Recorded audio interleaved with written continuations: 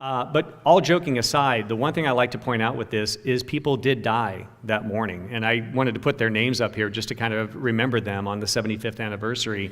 At least 5 people died. Sergeant Engelbert Larson with the Long Beach Police, he had a vehicular accident and was killed. Mrs. Beulah Klein had a vehicular accident. Jesus Alcerez had a vehicular accident. Henry Ayers and George Weil both had heart attacks from the chaos and the stress and the anxiety that was going on.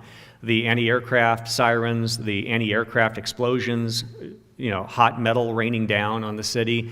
And many of these people were trying to drive during the blackout, which is probably not the safest thing to do. But I do want to mention the fact that, all joking aside, people did lose their lives in this entire series of events on that morning. Now, all of this chaos, all of this weaponry being used, radar, tens of thousands of eyewitnesses seeing something in the sky. What was the official explanation? And I'm not going to say weather balloon. The conflicting explanations, because there were two, Secretary of the Navy Frank Knox stated it was just a false alarm due to jittery war nerves. And here you can see some of the newspaper headlines from San Francisco Chronicle, Los Angeles Times. Jumpy nerves, jump the gun, Knox says. Knox indicates raid just jittery nerves. Another one? It's not we have one explanation, we have two explanations. Secretary of War Henry Stimson stated that there were actual aircraft involved, and he even stated up to maybe 15 spy planes flew over the greater LA area, and the alarm was real, and that the military personnel did fire on something on that morning. So you have two different official explanations. So frustration was abound, and I came across this article, and I love when you find little humorous little things like this going through the microfilm in the archives. This was a New York Tribune cartoon saying when doctors disagree. Here you have Dr. Stimson of the Army and Dr. Knox of the Navy feeding this guy 2 different pills, saying false alarm, no, it was 15 enemy planes. And this is the general public basically saying, I can't swallow both of them.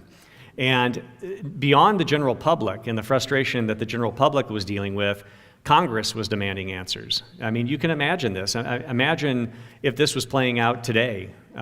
People would demand answers. And Leland Ford, who was a state representative, Democratic state representative, was demanding a congressional investigation because they were being fed the same two explanations, conflicting explanations that the public were.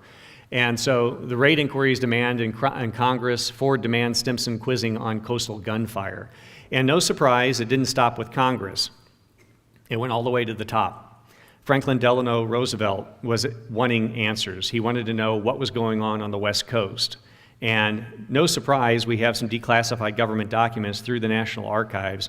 And this is one of the most popular documents. It states unidentified airplanes other than American, Army, or Navy planes were probably over Los Angeles and were fired on by elements of the 37th Anti-Aircraft Brigade between 3:12 and 4:15 a.m. These units expended 1,430 rounds of ammunition.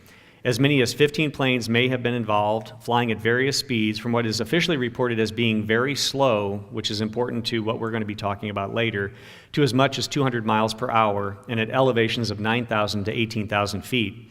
No bombs were dropped, no casualties among our troops, no planes were shot down, and no American Army or Navy planes were in action at the time.